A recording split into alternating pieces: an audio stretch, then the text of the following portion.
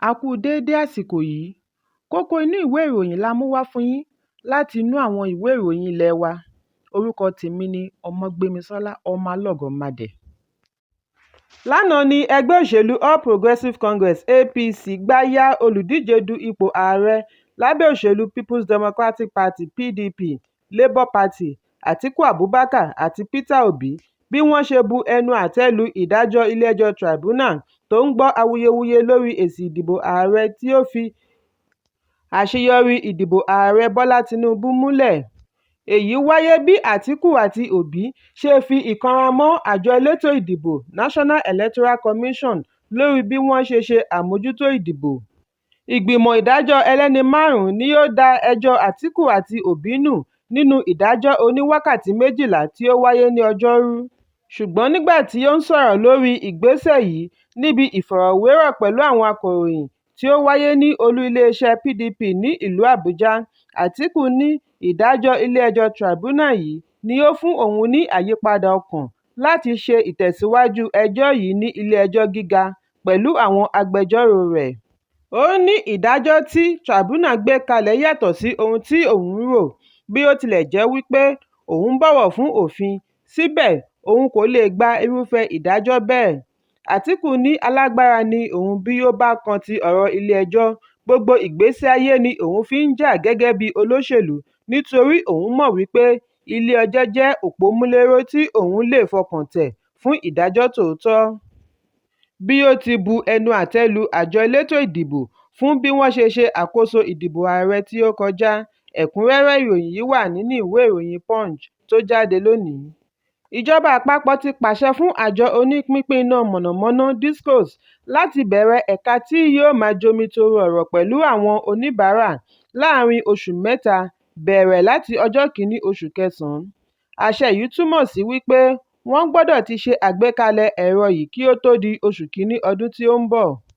Àṣẹ yìí wáyé láti ipasẹ̀ àjọ alámòjútó iná mọ̀nàmọ́ná Nigerian Electricity Regulatory Commission (NEC) bí wọ́n ṣe ti ṣàlàyé wípé ìgbésẹ̀ yìí ṣe pàtàkì láti mójútó awuyewuye àwọn oníbàárà. Àṣẹ yìí jẹ́ jáde láti inú àtẹ̀jáde tí NEC kọ ránṣẹ́ tí ó tó akọ̀ròyìn lọ́wọ́ lánàá Ọjọ́bọ̀. Wọ́n ní àwọn ti ṣe ìpàdé ọlọ́kan-ò-jọ̀kan pẹ̀lú àkójọpọ̀ ẹ̀sùn láti ọ̀dọ̀ àjọ Discos.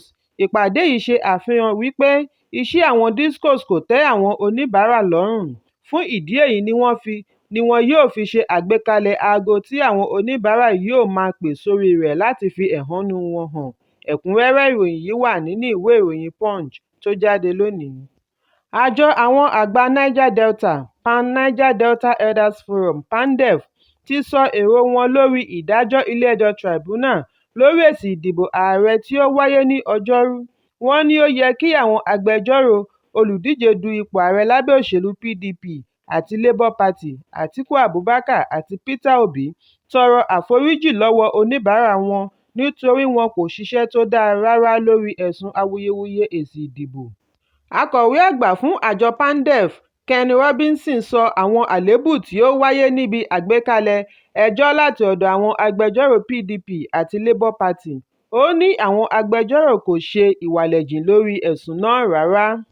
Robinson ní àwọn ṣòfintótó ìdájọ́ ọ̀hún tí ó gba wákàtí 11 níbi tí àwọn adájọ́ ti ṣe àlàyé yékéyéké lórí ẹ̀sùn kọ̀ọ̀kan. Wọ́n ní ẹni tí kìí ṣe agbẹjọ́rò pàápàá yóò ní òye gbogbo ohun tí àwọn adájọ́ kà sílẹ̀ láti mọ̀ wípé lóòótọ́ àwọn agbẹjọ́rò Atiku àti Obi kò ṣiṣẹ́ wọn bí iṣẹ́. Wọ́n ní bí ó tilẹ̀ jẹ́ wípé àyè wà láti kàn sí ilé-ẹjọ́ kòtẹ́milọ́rùn, síbẹ̀ àwọn adájọ́ ṣe àkọ iṣẹ́ lórí àwọn kókó ẹ̀sùn tí wọ́n sì láàyè gbogbo ènìyàn yékéyéké. Robinson tẹ̀síwájú wípé tọ̀wọ̀tọ̀wọ̀ ni òun fi ké sí àwọn amòfin tí wọ́n ń gba ẹjọ́ rò láti tọrọ àforíjì lọ́wọ́ àwọn ọ̀gá tàbí oníbàárà tí ó gbé iṣẹ́ fún wọn nítorí wọn kò ṣe iṣẹ́ ìwúrí rárá. Fún ìdí èyí, kí ẹnikẹ́ni má ṣe bu ẹnu àtẹ́ lu àwọn adájọ́ nítorí wọ́n gbé ìdájọ́ kalẹ̀ bí ẹjọ́ ṣe rí níwájú wọn. Wọ́n wá rọ àwọn tí ẹjọ́ náà kò tẹ́ lọ́rùn láti fi pẹ̀lẹ́kùtù gba ibi tí ó yẹ lọ láì mú ariwo dání. Ẹ̀kúnrẹ́rẹ́ ìròyìn yìí wà nínú ìwé ìròyìn Vanguard tó jáde lónìí. Àjọ alámòójútó ojú pópó Federal Road Safety Corps (FRSC) ní ìpínlẹ̀ Ògùn sọ lánàá Ọjọ́bọ̀ wípé àwọn ti fi ọwọ́ ṣìkún òfin mú dẹ́rẹ́bà ọkọ̀ tí ó ń fi táyà mẹ́ta lásán rìn lójú pópó. Bákan náà ni wọ́n ti dá sẹ̀ríà fún un. Ojúnà Abẹ́òkúta sí Ṣàgámù ni wọ́n ti dẹ́bùrú ọkọ̀ Toyota Camry ọ̀hún ní ọjọ́ 4 oṣù kẹsàn-án. Ìròyìn jábọ̀ wípé síwájú àkókò yìí ni àjọ FRSC ti ń dènà de àwọn ọkọ̀ tí kò bójúmu lójúnà káàkiri orílẹ̀-èdè. Agbẹnusọ àjọ FRSC Florence Okpe sọ wípé ikọ̀ ìpàráàrò ẹkùn ti ìpínlẹ̀ Ògùn ni yóò rí ọkọ̀ yìí gbámú. Okpe ní lẹ́yìn náà ni wọ́n gbé dẹ́rẹ́bà ọkọ̀ náà re ilé-ẹjọ́ fún ẹ̀sùn wíwa ọkọ̀ tí iṣẹ́ rẹ̀ kò pé lójúnà. Ìgbésẹ̀ yìí wáyé lẹ́yìn tí wọ́n ṣe alábàápàdé fídíò kan lórí ẹ̀rọ ayélujára níbi tí ọkọ̀ kan ti ń rìn pẹ̀lú táyà mẹ́ta lójúnà Abẹ́òkúta sí Ṣàgámù.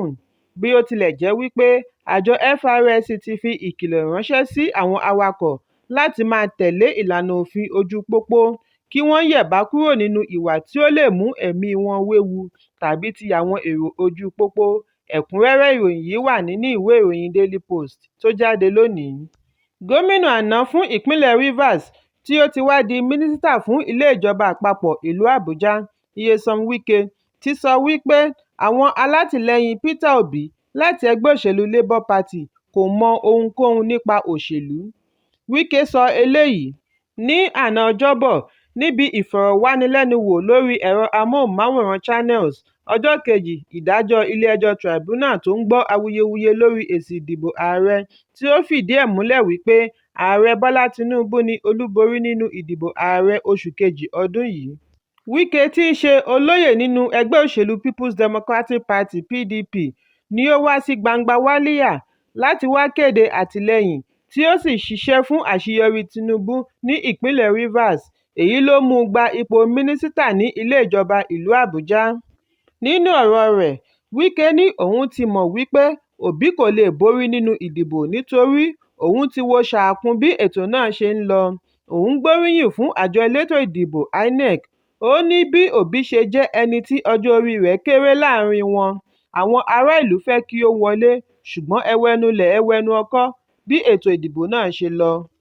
Ó ní àwọn ọ̀dọ́ ìsinyìí fẹ́ kí Obi wọlé gẹ́gẹ́ bí ààrẹ látàrí wípé ó kéré sí àwọn olùdíje tó kù, ṣùgbọ́n yàtọ̀ sí wípé kí ènìyàn kún ojú òṣùwọ̀n, wọ́n gbàgbé láti wo ṣàkún ètò ìdìbò orílẹ̀-èdè Nàìjíríà àti ìwà ẹlẹ́yàmẹ̀yà.